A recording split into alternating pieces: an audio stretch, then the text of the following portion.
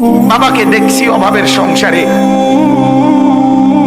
27 দিন তারাবির নামাজ যেদিন শেষ হয়েছে তারপর দিন একটা পাঞ্জাবির কাপড় কিনে দিছে আমারে।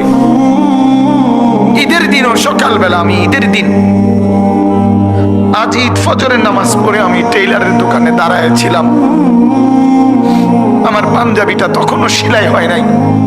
আমি ঈদের নামাজে যাব কিভাবে? আমি সেই অভাবের সংসারে বড় হয়েছি। তারপরও কোনোদিন বাপ অবৈধ রোজগারের পিছনে যায় নাই। এক মসজিদের ইমামতি করছে 43 বছর। আব্বা এক মসজিদে নামাজ পড়াইছে, এক মসজিদ। 43 বছর এক মসজিদের ইমাম ছিল আমার বাপ।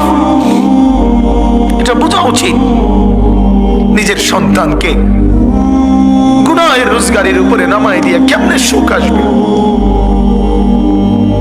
নিজের ঘরে হারামের সুদের টাকা, ঘুষের টাকা, চুরি টাকা, ডাকাতির টাকা, ওজনে কম দিয়ে ঠকবাজি করে, প্রতারণা করে, মিথ্যা বলে, ধোঁকাবাজি করে, নেশার সামানা বিক্রি করে, মদের উপকরণ বিক্রি করে, জুয়ার সামগ্রী বিক্রি করে, মানুষকে ঠকাইয়া প্রতারণা করে, মিথ্যা বলে যে টাকা আপনি ঘরে আনলেন, আপনি অনেক মানুষকে কষ্ট দিয়ে আপনার ঘরে সুখ আসবে কেমনে